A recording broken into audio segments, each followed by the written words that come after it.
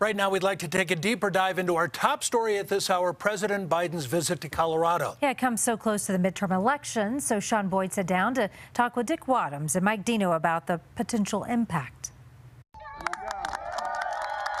The designation of Camp Hale, years in the making. So why now? It is being used as a prop in the U.S. Senate race.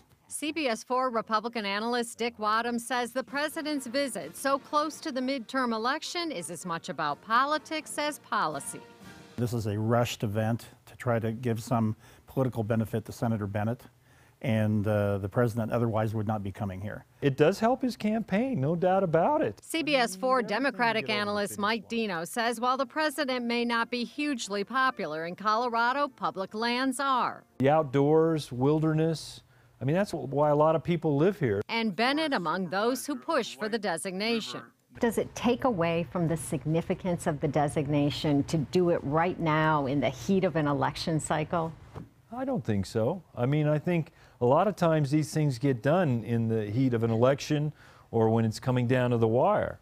But Wadhams says the designation should have come through legislation, not executive action. After all, Democrats, including Bennet, have controlled the White House and both chambers of Congress for 2 years. And so he had to go hat in hand to the president and beg a 3-week before the election visit to Colorado to do something Congress should do that he is not able to do because he's not a very effective senator. Dino admits executive action isn't ideal. Another president could repeal it. Still, he says, a win's a win.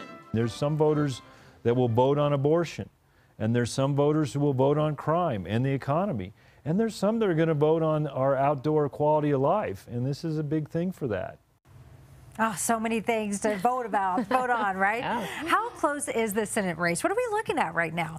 Public polling shows that Bennet is up by 9 points, but I suspect, given the spending recently in this race, that it's probably a little bit closer. The National Republican Party just dropped $1.2 million, right, for O'Day, and heck, the president is here, so, you know. Right. The administration also announcing a 20-year moratorium on new drilling and mining along the Thompson Divide, something else having to do with the environment, right, like Mike Dino talked about. Do you think that'll have an impact? You know, it's certainly hugely controversial, has been for years. And, you know, with the sharp increase in the price of natural gas, of course, that's going to play into the election. But I got to think, really, that people who were opposed to drilling were going to support Senator Bennet anyway, and those four were going to support O'Day. So I don't think it has much of an impact on this race. All right, Sean, thank you. You bet.